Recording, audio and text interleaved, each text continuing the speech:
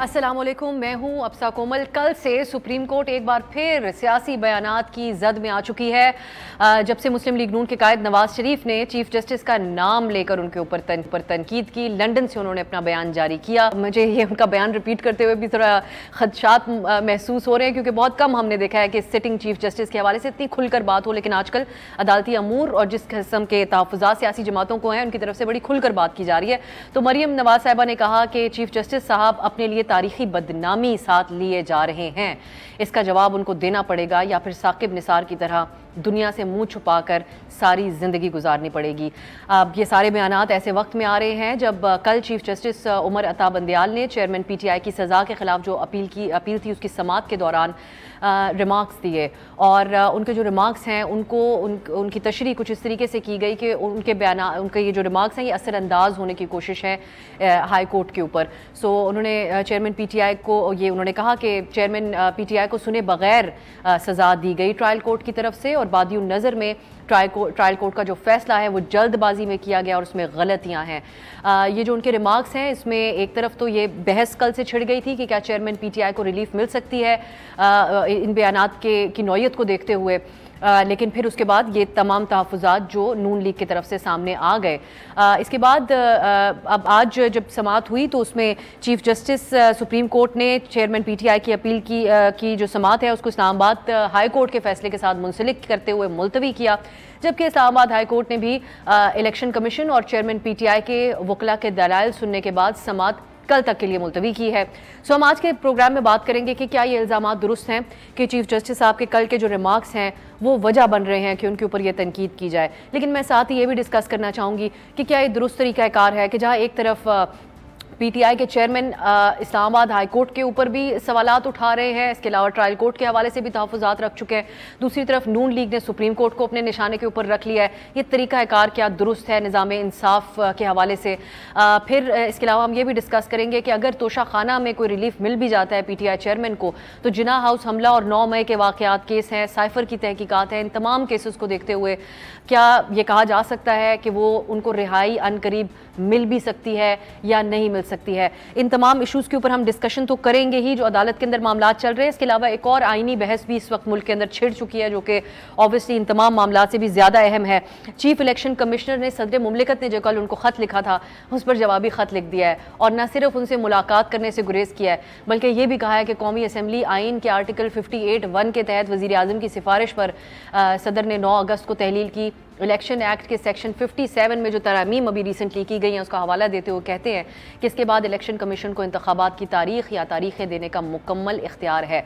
सो अब यानी ये एक जो बहस है वो ये है कि सदर मुमलिकत आइन का हवाला दे रहे हैं और chief election commissioner election act में की गई रिसेंट जो तरमीम है उसका। तो इन दोनों में से कौन दुरुस्त बात कर रहा है? इसके अलावा सुप्रीम कोर्ट बार की तरफ से भी जो CCI का इजलास है उसमें नई मरदमशुमारी जिसमें अप्रूव की गई थी उसको चैलेंज किया हुआ है। PTI भी यही बात कर रही है। सो क्या मुस्तकबिल है इस CCI इजलास का? क्या अदालत के पास कोई इस तरह का इख्तियार है कि उसको कलअदम करार दे, इसके हवाले से कोई फैसला दे? इस पर बात करने के लिए बहुत ही मौजूद शख्सियात को हमने दावत दी है। मेरे साथ इस्लामाबाद स्टूडियो में तशरीफ हसन रज़ा पाशा साहब, चेयरमैन एग्जीक्यूटिव कमेटी पाकिस्तान बार, आबिद ज़ुबैरी साहब भी हमारे साथ हैं, सदर सुप्रीम कोर्ट बार एसोसिएशन। बहुत बहुत शुक्रिया आप दोनों का। मैं ज़ुबैरी साहब आपसे आगाज़ करना चाहूँगी क्योंकि तमाम जो बहस है वो कल के चीफ जस्टिस साहब के रिमार्क्स के अराउंड है। हालांकि उन्होंने आज इस्लामाबाद हाई कोर्ट के चीफ जस्टिस से सॉलिडेरिटी का भी इजहार करते हुए मना किया कि उनके ऊपर इस किस्म की तनकीद ना की जाए। लेकिन खुद जो चीफ जस्टिस साहब ने ट्रायल कोर्ट के फैसले के हवाले से कल रिमार्क्स दिए उसके हवाले से कहा जा रहा है कि वो आउट ऑफ द वे जा रहे हैं PTI चेयरमैन के लिए। आप क्या कहेंगे इस पर? बिस्मिल्लाहिर्रहमानिर्रहीम। देखिए, जो उन्होंने कल ऑब्जर्वेशंस दी थी वो सिर्फ ऑब्जर्वेशंस थी, और ये हसन रज़ा पाशा साहब बैठे हैं, इन्होंने तो आज बड़ी प्रेस कॉन्फ्रेंस की, तो आपको शुरुआत इनसे करनी चाहिए थी ताकि बता सकते जो इन्होंने और वाइस चेयरमैन साहब ने आज प्रेस कॉन्फ्रेंस की है और जो अपनी बातें की हैं चीफ जस्टिस साहब के बारे में। मैं चाह रही थी कि अपोजिंग कोई व्यू आपका आ जाता तो मैं वो लेके जाती पाशा साहब के पास, लेकिन बहरहाल आप मुकम्मल कर लीजिए भाई साहब। तो देखिए, मेरा व्यू ये है कि बात ये है कि कोई मैटर सब जुडिस होता है तो उस पर ऑब्जर्वेशंस देंगे तो उससे असर पड़ता है। लेकिन देखिए, दोनों कॉन्स्टिट्यूशनल कोर्ट्स हैं, उन्होंने उसकी ऑब्जर्वेशन दी, उन्होंने उसके केस के बारे में, कोई केस उनके पास था, वो चला। उसमें सिर्फ वो वाहिद जज तो नहीं थे, आज जो अटैक किया गया है और कल से जो अटैक हो रहा है वो चीफ जस्टिस की शख्सियत पे हो रहा है, उसमें 2 जजेस और थे जिन्होंने सवालात किए। तो अच्छा होता कि उनके बारे में भी कहा जाता कि उन्होंने जो ऑब्जर्वेशंस दी हैं वो भी क्या सही थी या उनको देनी चाहिए थी या नहीं देनी चाहिए थी। और देखिए, ऑब्जर्वेशंस का ये मतलब नहीं होता उन्होंने फैसला कर दिया। अब असल जो चीज़ देखनी होती है, क्या उन ऑब्जर्वेशन से जो एक जो कोर्ट है, हाई कोर्ट या दूसरा कोर्ट, उस पर क्या असरअंदाज हो सकती है वो ऑब्जर्वेशन या नहीं। तो ये सारा इशू होता है। मैं समझता हूँ कि कॉन्स्टिट्यूशनल कोर्ट में अगर सुप्रीम कोर्ट भी कोई ऑब्जर्वेशन देती है और कोई इसका कोई फैसला नहीं करती, तो naturally high court is not bound by that decision. उनको अपने मेरिट पे करना चाहिए केस और फैसला करना चाहिए। मुझे नहीं मालूम आज वहाँ केस चल रहा था उसमें क्या ऑर्डर हुआ, मेरी नॉलेज में अभी तक तो ये बात नहीं आई है। ठीक, सही। पाशा साहब, अब ये जिस तरह ये बात जुबैरी साहब भी कर रहे हैं, ये ऑब्जर्वेशंस ही तो थी, कोई उन्होंने फैसला तो नहीं दे दिया। आज सुप्रीम कोर्ट के तीनों जज साहिबान ने इस बात से तो इत्तेफाक किया कि चेयरमैन पीटीआई को गवाहों को पेश करने का मौका ट्रायल कोर्ट में नहीं दिया गया। तो आप की तनकीद कुछ बहुत ज़्यादा नहीं हो गई जो नून लीग की तरफ से की गई है? बिस्मिल्लाहिर्रहमानिर्रहीम। बात ये है कि ये जस्ट ऑब्जर्वेशंस नहीं थी। आप देखें कौन कह रहा था, supreme court of Pakistan, apex court of the country. और एक दिन पहले हेयरिंग हुई इस्लामाबाद हाई कोर्ट में, जो कि अपील जो होती है वो ट्रायल के तसलसल होता है और उनके पास तमाम इख्तियारात हैं एपेलेट कोर्ट के पास कि वो कोई अगर गलती है तो रेक्टिफाई कर सकती है, अगर कोई इरेगुलरिटी हुई है तो उसको भी ठीक कर सकती है, और फिर वो समझती है कि मज़ीद इस पे जजमेंट में आना चाहिए, ये पॉइंट्स रह गए हैं, तो वो डिमांड भी कर सकते हैं। तो ये सारे इख्तियारात उनके पास थे। और जो ज़ेर समाअत थी वो मेन अपील नहीं थी, उनके पास ज़ेर समाअत थी एक application for suspension of sentence. और जितनी भी आज आर्गूमेंट्स हुए हैं वो उस सस्पेंशन ऑफ सेंटेंस पे हुए हैं, मेन अपील पे नहीं हुए।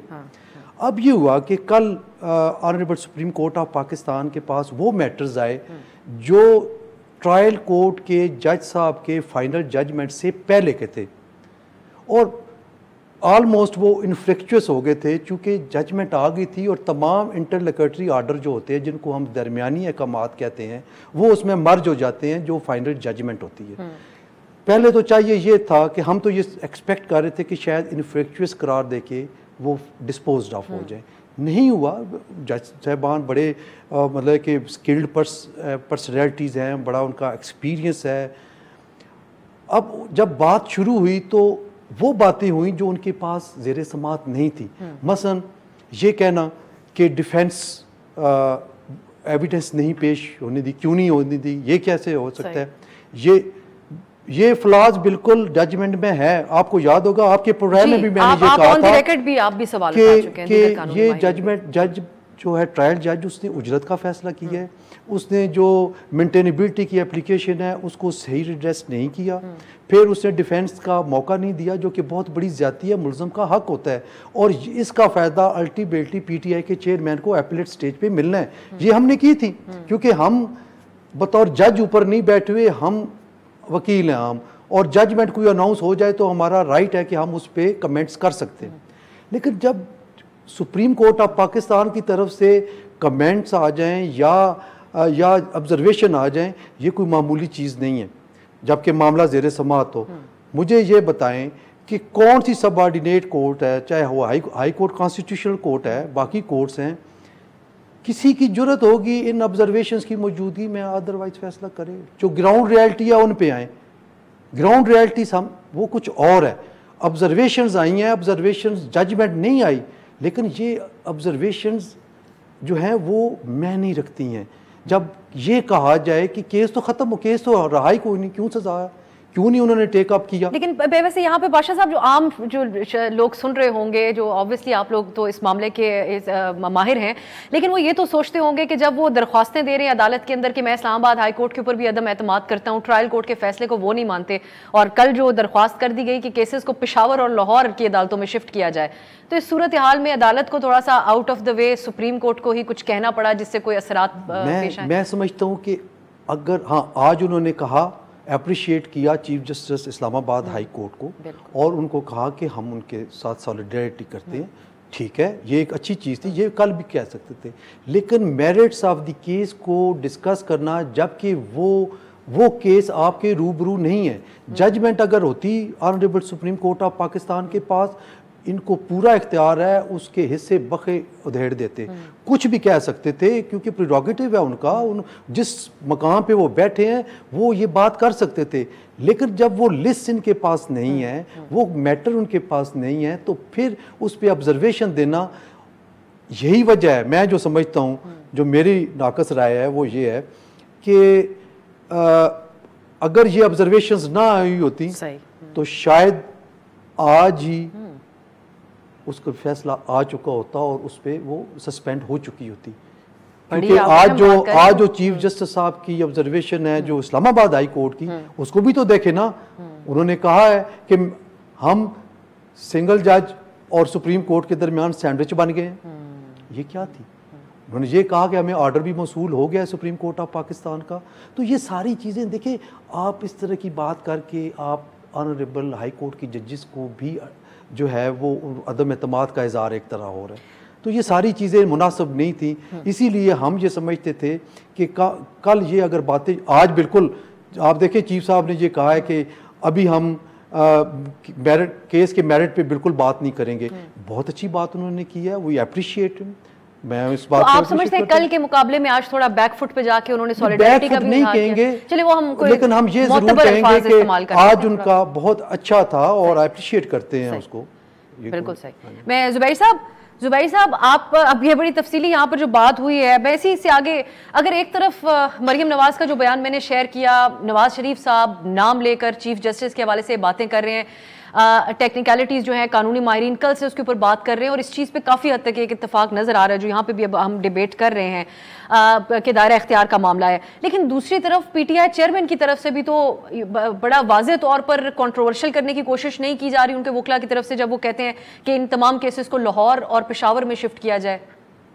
देखिए, ये हर पार्टी का हक होता है, अगर वो समझते हैं कि उनको इंसाफ नहीं मिल रहा वो एप्लीकेशन दे, लेकिन इसका ये मतलब नहीं होता कि वो ग्रांट हो जाएगी। जैसे आपने देखा जब वो हुमायूं दिलावर जो एडीजे था, उनके बारे में एप्लीकेशन दी गई कि ये बाइस्ड है, इनसे केस हटा दिया जाए, तो इस्लामाबाद हाई कोर्ट ने उन एप्लीकेशंस को डिसमिस किया और केस वापस रिमांड उन्हीं के पास किया कि आप इस पे फैसला दें जुरिस्डिक्शन के ऊपर और मेरिट पे जो। लेकिन जो एक एप्लीकेशन जो बड़ी इंपॉर्टेंट थी, जो उन्होंने चीफ जस्टिस साहब की बेंच ने अपने पास नहीं उस पर फैसला नहीं किया, वो ये थी कि जो पीटीआई जो इमरान खान साहब थे, उनकी जो एप्लीकेशन थी कि मुझे मेरे गवाहान को बुलाने का चांस नहीं दिया गया, तो वो उन्होंने पेंडिंग रखी और इसके बाद केस रिमांड हो गया तो जज ने उस पर फैसला कर दिया। अब वो एप्लीकेशन पेंडिंग रही इस्लामाबाद हाई कोर्ट में। अभी पाशा साहब कह रहे हैं कि ये 2 पॉइंट्स थे जिस पे उसमें केस में ये लकूनाज हैं और उस पर हो सकता है कि उनको उनको जो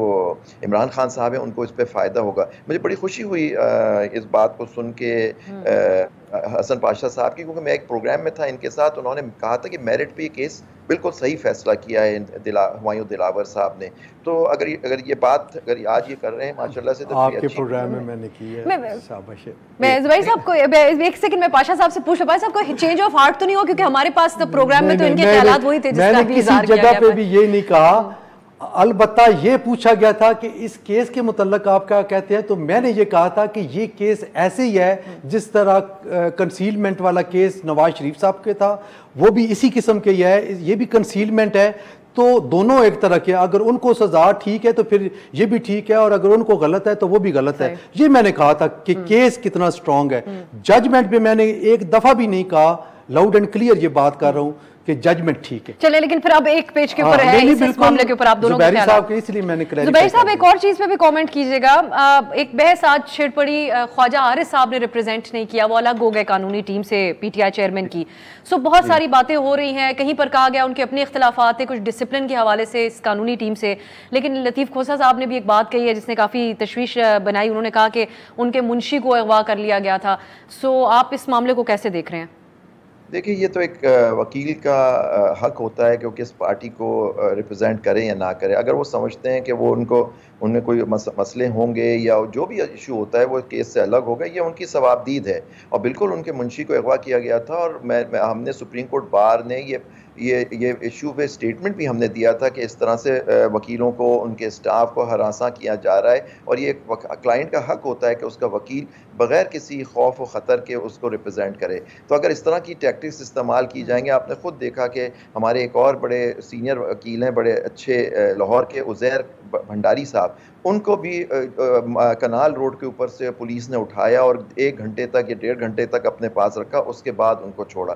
तो ये चीज़ें, और वो भी रिप्रेजेंट कर रहे थे चेयरमैन PTI को कुछ केसों में। तो देखिए ये चीज़ें तो चल रही हैं। तो ये हमारा, पाशा साहब का ये हमारा फ़र्ज़ बनता है, मैं भी इनका एक मेंबर हूँ पाकिस्तान बार काउंसिल का, और इस वक्त सदर हूँ सुप्रीम कोर्ट बार का, कि हम लोग इस इशू को उठाएं कि देखिए वकील का हक होता है कि अपने क्लाइंट को रिप्रेजेंट करें। आप बेशक कितने, क्योंकि कुरान शरीफ भी इसमें हक देता है कि इंसाफ के लिए तुम खड़े हो जाओ, और बेशक तुम्हारा अपना रिश्तेदार ही हो, लेकिन इंसाफ के लिए तुम्हें उसके हक में कहो। देखें अल्लाह मियाँ कहता है इन्नल्लाह युहिब्बुल मुक़सितीन, कि अल्लाह इंसाफ करने वालों से मोहब्बत करता है।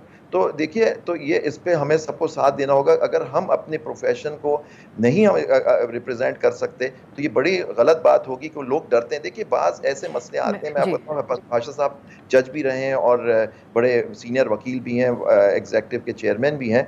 आप बताएं, कुछ केसेस ऐसे होते हैं कि आप चाहते हैं इंसाफ पे, लेकिन आप और मसलहतों की वजह से आप उसमें डरते हैं, वकील डरता है कि जाते हुए कि उस पर हमले हो जाएंगे, उसके ख़ानदान को उसमें ख़तरा हो जाएगा। ये हम लोग रोज़ फेस करते हैं, हमारे वकला जो हैं। अभी वक्त हुआ है एक ब्रेक का।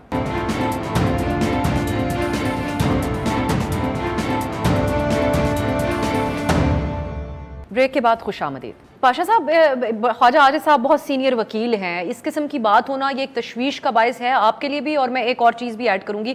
हमने कल तफसीली प्रोग्राम किया था ह्यूमन राइट्स के जो एक्टिविस्ट हैं उनके साथ, और हमारे साथ सलाउद्दीन साहब भी थे उसके ऊपर।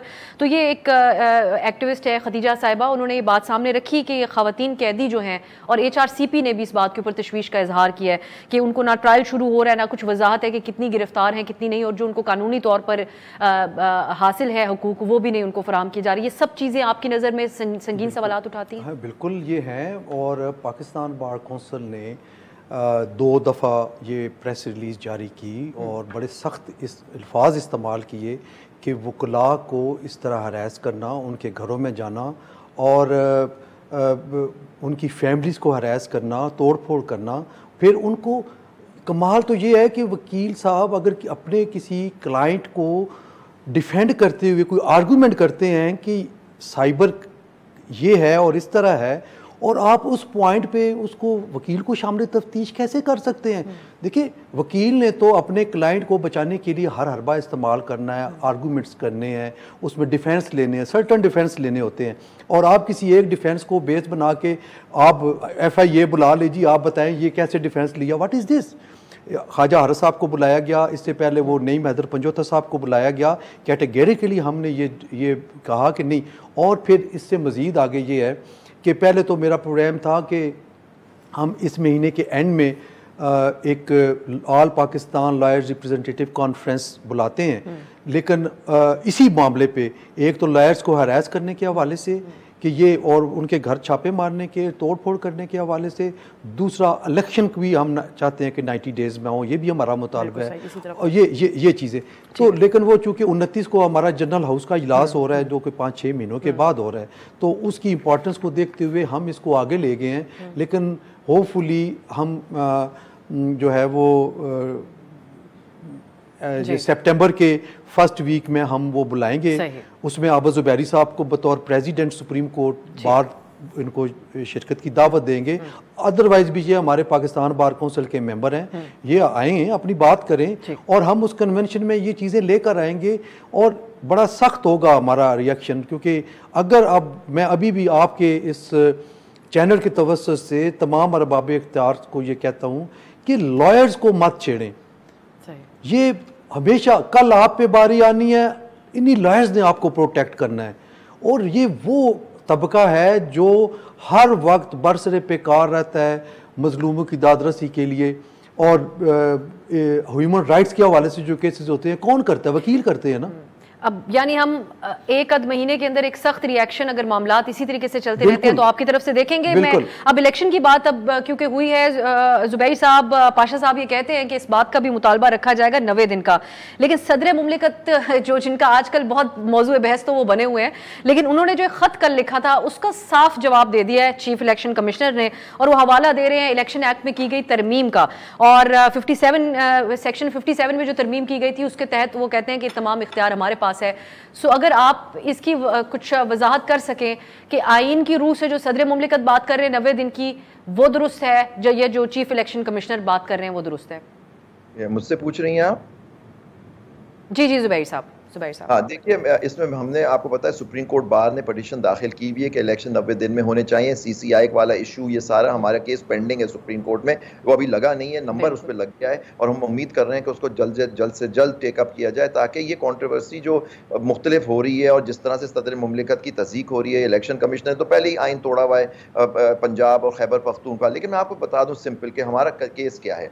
आपने देखा सेक्शन 57 में था कि पहले सदर तारीख देंगे with consultation with the election commission of Pakistan. वो पिछली मुकन्ना ने नेचुरली सदर की एक जजमेंट आई, उसको जो 1 मार्च की जजमेंट थी उसके अंदर जो ऑब्जर्वेशंस आई या फाइंडिंग आई, उसको ख़त्म करने को उन्होंने कहा कि जी इलेक्शन कमीशन तारीख देगा इलेक्शन की।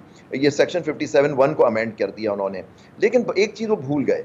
वो असल में इशू ये है, जो जजमेंट वो ये कहती है कि देखिए यहाँ जो तहरीर हुई, जो प्राइम मिनिस्टर थे उन्होंने एडवाइस की प्रेसिडेंट को अंडर 40 आर्टिकल 48(1) कि जी आप इस ये असेंबली को तहलील कर दें। 9 तारीख को उनकी समरी गई, उस समरी पे सदर ने दस्तखत कर दिए, तो और उन्होंने जो डिसोल्यूशन का ऑर्डर पास करते हैं वो आर्टिकल 58(1) के तहत करते हैं। वो लिखा हुआ है on the advice of the prime minister the president will dissolve the assembly. तो लेकिन 48 क्योंकि एडवाइस गई थी 48(1), तो फिर 48(5) आ जाता है। 48(5) जो है आर्टिकल 48 सब क्लॉज 5, वो कहता है notwithstanding anything clause 1। Clause 1 क्या कहता है कि president is bound by the advice और in his functions by the advice of the prime minister. क्योंकि यहाँ प्राइम मिनिस्टर अब है नहीं, उसने डिसोल्यूशन कर दी है, और प्रेसिडेंट अंडर आर्टिकल 48(5) 2 उसके रोल्स होते हैं। पहला रोल होता है कि he will give the date within 90 days, और सेकंड होता है कि he will appoint a caretaker cabinet in terms of article 224। तो ये उसके 2 फंक्शंस होते हैं। इसमें प्राइम मिनिस्टर की एडवाइस नहीं होती। हाँ, अगर फर्ज करें प्राइम मिनिस्टर ने एडवाइस दी होती 9 तारीख को और सदर कुछ नहीं करते, तो 48 घंटे तक वो खुद ब खुद वो डिसॉल्व हो जाती है असेंबली। फिर सेक्शन 57 ट्रिगर होता, फिर इलेक्शन कमीशन डेट देता। जो इलेक्शन कमीशन ने आज किया है वो बिल्कुल गलत किया, ये उनकी इंटरप्रिटेशन गलत है। और मैं आपको ये बता दूं कि अब एक लॉ भी पास हो चुका है, कंटेम्प्ट ऑफ पार्लियामेंट एक्ट, वो बनकर मुझे नहीं पता कि वो गजेट हो गया है नहीं। अब आपको पता है आर्टिकल 50 कहता है कि parliament will consist of the president and 2 houses. तो पार्लियामेंट का हिस्सा है सदर। अगर आपने अपने सदर की बात नहीं मानी तो आप गलत काम कर रहे हैं। लेकिन चीफ इलेक्शन कमिश्नर को नेचुरली वो तो पहले आइन तोड़ते हुए चले आ रहे हैं, उनके खिलाफ पहले एक्शन नहीं हुआ, आज भी उन्होंने कर दिया, तो क्या फर्क पड़ रहा है। लेकिन हमारी इंटरप्रिटेशन यही है जो हम कह रहे हैं कि इसमें तारीख सदर को देनी है। बड़ी दिलचस्प तशरीह है ये। पाशा साहब, अब आप भी कंक्लूडिंग कमेंट्स इसी के ऊपर दीजिएगा कि अब आइन के मुताबिक या फिर जो इलेक्शन एक्ट है उसके मुताबिक, और CCI की भी एक आइनी हैसियत होती है, उसके कितने चांसेस हैं कि उसके हवाले से कुछ अदालत टेकअप करे? देखिए, CCI की जो डिसीजन है उसको तो मेरा ख्याल है चैलेंज किया है आप ज़ुबैरी साहब ने जी, अभी वो और वो कह रहे हैं कि नंबर भी लग गया है और अभी तक हियरिंग नहीं हुई। तो उस पर तो मैं कमेंट नहीं करता क्योंकि मामला सब जुडिस है। लेकिन एक चीज़ जो बड़ी अहम है जिसको ये भी नज़रअंदाज कर रहे हैं हमारे भाई और बाकी भी, कि ये चांस भी एक मिला था जो कि PTI के चेयरमैन ने मिस कर दिया। और वो चांस उस वक्त मिला था कि जब पूरी कौम के मुतालबे पे, इवन सुप्रीम कोर्ट की डायरेक्शन पे, तमाम पॉलिटिकल पार्टीज यानी PDM और PTI बैठे, वहाँ पे उन्होंने आपस में मीटिंग की कि क्या इलेक्शन के हवाले से होगा। तो उसमें तमाम जो नकात थे उन पे कंसेंसस हो गया था और ये तय पा गया था कि जुलाई में असेंबली तोड़ेंगे और फलां महीने हो गए। बड़ी इम्पॉर्टेंट बात है। लेकिन वो हमारी इतला के मुताबिक ये है कि चेयरमैन साहब इस बात पे अड़ गए कि नहीं, ये उनकी कमेटी में शामिल लोगों ने भी ये बयानात यही दिए, बिल्कुल मई में तोड़ें, जबकि वो तैयार हो गए थे कि हम जुलाई में तोड़ते हैं। ऐसे ठीक। अब अगर वो उस वक्त बात मान ली जाती तो शायद आज हमें ये जो सारी बातें कर रहे हैं ये ना होती और इलेक्शन। लेकिन बादशाह साहब, जो सीसीआई की इजलास एक आफ्टर थॉट के तौर पे या लगा ऐसा कि इतना डिले करके बुलाया गया ताकि मजीद वक्त हासिल किया जा सके, टैक्टिक्स से यूज हुए हैं डिले उसको अदालत से कुछ देखिए, बात ये है कि अगर सीसीआई ने बैठना था तो सीसीआई उस वक्त बैठ सकती थी जब मई में सेंसस मुकम्मल हो गया था, उसको नोटिफाई करते तो ये 2-2.5 महीने इनको मिल जाते वो डिलिमिटेशन करने पे। वैसे अभी भी हम ये समझते हैं कि अगर विल हो काम करने की तो इलेक्शन कमीशन ऑफ पाकिस्तान अभी भी डिलिमिटेशन का प्रोसेस करके तो ये दिन रात एक करके यानी तो ये मुकम्मल हो सकता है और 90 डेज में इलेक्शन होना मुमकिन है। 90 डेज में इलेक्शन इस वक्त की ज़रूरत है, नहीं होंगे मुल्क में स्टेबिलिटी नहीं आनी, और स्टेबिलिटी जब नहीं आएगी तो माशी सूरत हाल जो आपके सामने है वही रहेगी। और इसके ऊपर हम अपने प्रोग्राम के अगले हिस्से में बात भी करेंगे, लेकिन ये एक अहम बात की गई है आज प्रोग्राम में कि कलेक्टिवली 90 दिन में इलेक्शंस के हवाले से भी और वुकला के जो राइट्स हैं उनके हवाले से भी पाशा साहब कहते हैं कि आवाज़ उठाई जाएगी। बहुत शुक्रिया हसन रजा पाशा साहब, आबिद जुबैर साहब, आप दोनों के कीमती वक्त का। नाजरीन, जैसे पाशा साहब ने कहा कि मुल्क के अंदर आइनी और कानूनी बहस तो जारी ही है, लेकिन मईशत के हवाले से भी बहुत सारे जो है वो सवालात उठ रहे हैं, जैसा कि आज डॉलर मुल्क की तारीख की बुलंद तरीन सतह के ऊपर पहुंच चुका है। एक ब्रेक की तरफ जाते हैं, वापस आएंगे तो बात करेंगे साबिक वजीर खजाना मिफ्ता इस्माइल साहब से।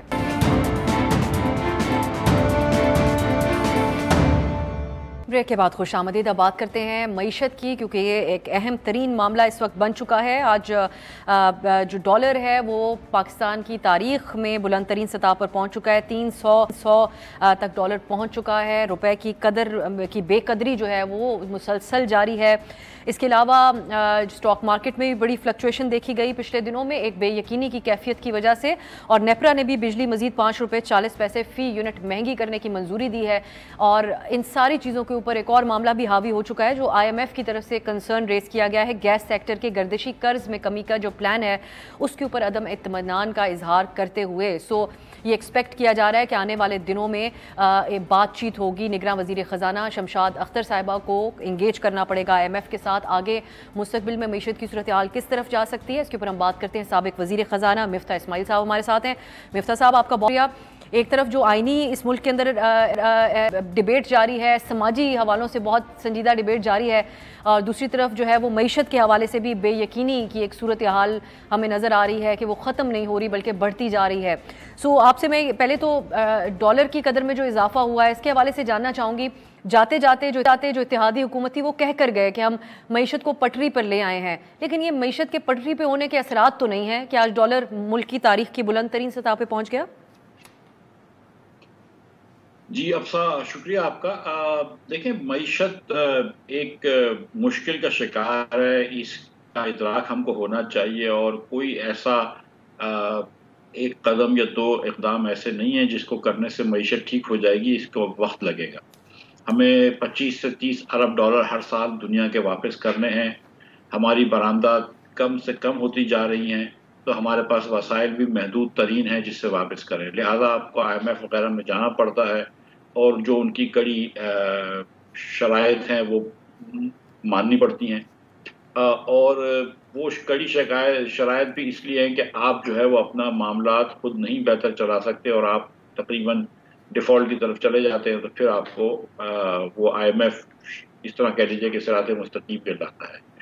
अब डॉलर इसलिए भी बढ़ रहा है रुपए के मुकाबले में कि पाकिस्तान में 30% आपकी अफराद ज़र है या महंगाई है, और जिन ममालिक से हम ट्रेड करते हैं, अमेरिका, चीन, यूरोपीय यूनियन, मिडल ईस्ट वगैरह, उनके अंदर जो अफराद ज़र है औसतन वो 7-8% है। लिहाजा अगर डॉलर 20-22-23% साल में बढ़ता है रुपए के मुकाबले में, तभी उसी सूरत में हमारी बरामदात जो है वो कंपैरेटिव रहती हैं। तो जब हमारे यहाँ इन्फ्लेशन इतना ज़्यादा होगा और रुपए की कदर वैसे ही गिर रही है क्योंकि महंगाई बढ़ रही है, तो डॉलर के सामने भी कदर कम हो जाएगी। आप इस तरह सोच लीजिए कि पहले अगर आपको आटा खरीदने के लिए 70-80-90 रुपए लगते थे, अब वही 1 किलो आटा लेने के लिए आपको जब 140 रुपए लगते हैं, इसी तरह अगर आपको डॉलर खरीदने में पहले अगर 250 रुपए लगते थे तो अब 300 रुपए लगते। मिफ्ता साहब, लेकिन ये इन सारी चीज़ों के साथ जो इक़दामात पिछले चंद महीनों में किए जा सकते थे जब इत्तेहादी हुकूमत मौजूद थी। अब आज अवाम को ये खबर मिल रही है कि बिजली भी मजीद महंगी होगी, 5 रुपये 40 पैसे उसकी नेपरा की तरफ से मंजूरी दी गई है। सो ये अनजस्ट नहीं होगा अवाम के साथ, क्योंकि जब एक इत्तेहादी हुकूमत मौजूद थी वो तो उसकी ओनरशिप ले रही थी, अब एक निगरान हुकूमत है, उनसे किस हद तक इसकी जवाब तलबी की जा सकती है। दूसरी तरफ कहा गया कि IMF की शराइत हैं और उधर IMF की तरफ से भी खबरें ये आ रही हैं कि उनको भी अदम इत्मीनान है कुछ मामलात के हवाले से। सो ना तो उनकी जो कंडीशंस हैं बज़ाहिर लगता है कि उसके ऊपर मुकम्मल अमल दरामद हो रहा है, लेकिन अवाम पे बोझ भी पड़ता ही जा रहा है। तो इसको कैसे आप डिफाइन करेंगे जो आम शहरी देख रहे हैं? इस सवाल को अगर अनपैक करते हैं और 2-3 हिस्सों में डाल देते हैं तो एक तो ये है कि गैस के उसके अंदर सर्कुलर डेट क्यों है। तो गैस की बहुत पाकिस्तान में शॉर्टेज है, हमको बाहर से LNG लेनी पड़ती है।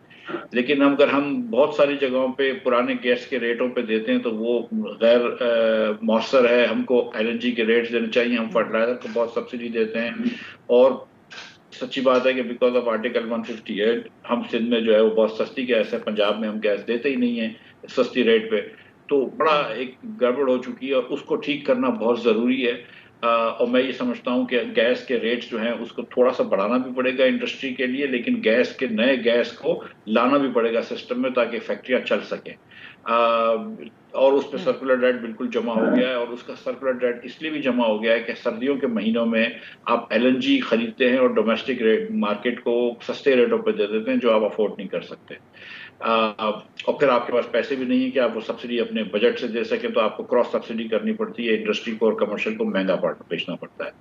बिजली के मामलात में भी ये हुआ कि जब 2013 से 2018 ने मुस्लिम लीग के दौर में बिजली आपने डबल की, तो क्या आपने इंडस्ट्रियल प्रोडक्शन डबल हुई? क्या पाकिस्तान में एक्सपोर्ट डबल हुई? एक्सपोर्ट तो पाकिस्तान में कम हो गई, पाकिस्तान के अंदर इंडस्ट्रियल प्रोडक्शन भी डबल नहीं हुई। तो हमने पिछले 10-12 सालों में ऐसा किया है कि पाकिस्तान में बिजली तो और बना दी है, लेकिन यहाँ पर सनत और नहीं लगाई है, यहाँ से बरामदात और नहीं बढ़ी। तो हमारे पास अब वो बिजली बनाने के जो ईंधन खरीदने के डॉलर्स भी नहीं है और बिजली की कंपनियों को जो डॉलर में पैसे वापस करने हैं वो भी नहीं है। बेहतर है कि हम ये जो बिजली बना रहे हैं इसको शादी घरों में ना जलाएं, बल्कि इस बिजली से सनत चलाएं जिससे हम बरामदात कर सकें। जब तक ये नहीं करेंगे तो डॉलरों की शॉर्टेज रहेगी। मिफ्ता साहब, लेकिन इस किस्म के कुछ स्मार्ट डिसीजंस, मैं यही मेरा दोबारा सवाल होगा कि जो हुकूमत अभी गई है वो कर नहीं सकती थी, क्योंकि ख्वाजा आसिफ साहब ऑन द रिकॉर्ड ये भी एतराफ़ कर जाते हैं कि 30% बिजली जो है वो बड़ी मार्केट्स और कारोबारी मराकज़ में चोरी हो रही है। पाकिस्तान में जो ट्रांसमिशन और डिस्ट्रीब्यूशन लॉसेस होते हैं वो तकरीबन 18 से 20% होते हैं, 18% है गालिबन, और जो बिल कलेक्शन नहीं होता वो 10% का नहीं होता। और हमने बहुत मरतबा ये आजमा के देख लिया, अच्छे से अच्छे अफसरान लगा के देख लिए, बेहतर से बेहतर बोर्ड लगा के देख लिए, मुख्तलिफ हुकूमत में देख लिए, People's Party, PTI, PDM, PMLN सब देख लिए, तो इसमें बेहतरी नहीं आती। अब जो दुनिया के अंदर जो तरीका है वही हमको अपनाना पड़ेगा और इन चीज़ों की निचकारी करनी पड़ेगी। जब तक आप निचकारी नहीं करेंगे ना आपकी गैस के कॉस्ट कंट्रोल में आएगी, ना आपकी बिजली कॉस्ट कंट्रोल में आएगी। हमारे रिफॉर्म यही है कि आप इसको निचकारी की जाए और हुकूमत जो है हट जाए इस काम से, हुकूमत का काम नहीं। प्रोग्राम में अभी वक्त हुआ है एक ब्रेक का।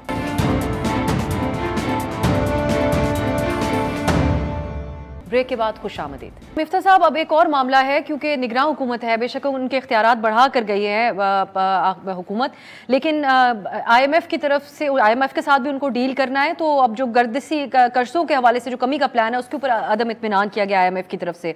वज़ीर ख़जाना शमशाद अख्तर साहिबा के लिए ये जो अगर मुमकिन तौर पे एक डायलॉग होगा IMF के साथ, तो उन्होंने वजाहत इस हवाले से मांगी है किन चीज़ों को मद्देनज़र रखना होगा। प्लान बहुत क्रूशल है मुल्क के लिए, लेकिन किन चीज़ों को आप समझते हैं कि इस वक्त मद्देनज़र रखना होगा?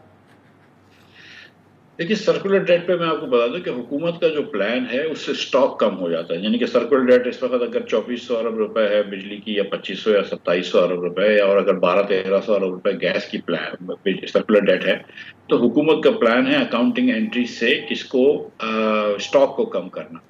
जो IMF इंटरेस्टेड है वो इसके फ्लो को कम करना है कि यार आप वो पीछे वाले को तो जो हो गया तो हो गया, लेकिन आप कम से कम मजीद इसको बढ़ते हुए रोको। तो ये इस पे एक थोड़ी सी बहस है। अगर ये एक मरतबा मजीद डालने से रोक देंगे तो फिर तो आप वो अकाउंटिंग एंट्री से वो काम कर सकते हैं। जहाँ तक ये जो हुकूमत का ताल्लुक है, ये केयर टेकर हुकूमत का, देखें IMF का जो नया प्रोग्राम है वो मेरे ख्याल से मार्च में एक्सपायर हो जाता है, और ये बहुत ज़रूरी है मुल्क के लिए, बहुत ज़रूरी है कि ये सीमलेस जो है वो दूसरा प्रोग्राम में हम चले जाएं। कोई बीच में 1-2 महीने भी ना आए ऐसे कि जिसमें झोल पड़ जाए। और मैं ये समझता हूँ कि शमशाद साहिबा जो है उनके लिए, डॉक्टर साहिबा के लिए ज़रूरी है कि वो IMF से कम नेगोशिएट करना शुरू कर दें कि वो around the parameters of the next programme की किधर तक बजट डेफिसिट्स लेके जाने पड़ेंगे, क्या टैक्स टू GDP रेशो होगा, थोड़ी सी स्ट्रक्चरल रिफॉर्म्स की बातें कर लें, ताकि अगर यही हुकूमत चल रही हो या कोई और हुकूमत आ जाए तो वो आते साथ ही नया प्रोग्राम में चले जाए। हम सचमुच अफोर्ड नहीं कर सकते, रुपया फिर एक मरतबा बहुत ज़्यादा उसका शिकार हो जाएगा अगर डिफॉल्ट के चांस बढ़ जाएंगे। हम अफोर्ड नहीं कर सकते IMF के प्रोग्राम से निकलने में। और इसीलिए मेरे ख्याल से पिछली हुकूमत ने ये इस केयरटेकर हुकूमत को एम्पावर किया है, तो इस एम्पावरमेंट से इनको इस्तेमाल करना चाहिए और नई IMF से एग्रीमेंट पे बातचीत शुरू कर देनी चाहिए।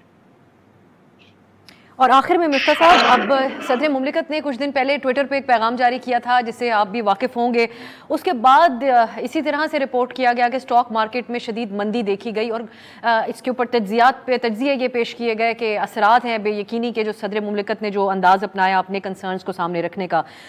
लेकिन आज बेहतरी भी देखी गई स्टॉक मार्केट में। आप समझते हैं कि मईशत के ऊपर डायरेक्टली ये मामला इन्फ्लुएंस करेगा कि मुल्क के अंदर सियासी बेयकीनी की कैफियत है, या इलेक्शन 90 दिन के अंदर होते हैं या उससे डिले होते हैं, इसका डायरेक्टली असर मईशत के ऊपर पड़ेगा? देखिए, एक दिन की मार्केट ऊपर जाए या नीचे जाए इसका तो बहुत मुश्किल तयन करना होता है कि क्यों हुई है, और अगर एक दिन की, चाहे वो डॉलर की मार्केट हो या चाहे वो स्टॉक मार्केट हो। लेकिन ये बात आपकी दुरुस्त है कि बेयकीनी की सूरत हाल तो नहीं होनी चाहिए। सदर मुमलिकत हमारे सदर है, उनकी इज्जत है, लेकिन अगर उनको ये कवानीन पसंद नहीं थे तो वो शायद ना कर देते तो अच्छा था। ना भी ना करें, हाँ भी ना करें 10 दिन में, फिर उसको जाने दें, उसके बाद ट्वीट करें, ये अजीब सी बात है। ये कहीं नहीं लिखा हुआ आइन में कि सदर साहब जो है वो आफ्टर द फैक्ट ट्वीट कर सकते हैं। सदर साहब के पास अथॉरिटी थी, वो मना कर देते।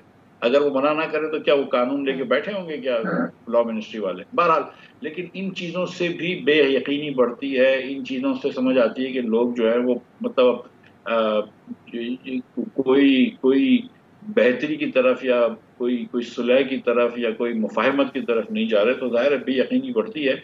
इससे कारोबार तो परेशान होता है। मिफ्ता साहब, आखिर में मैं एक और चीज़ भी आपसे मैं चाहती हूँ कि इस आपकी मौजूदगी का फ़ायदा उठा के, अब शहबाज शरीफ साहब भी लंदन गए हैं। एक और जो एक बहस इस वक्त चल रही है वो नवाज़ शरीफ साहब की वापसी के हवाले से है। ये सियासी सवाल है, लेकिन आप समझते हैं कि अब नवाज़ शरीफ साहब वापस आ जाएंगे, या वो अगर नहीं आएंगे तो उसकी पॉलिटिकल कॉस्ट आप मुस्लिम लीग नून के लिए रहेगी?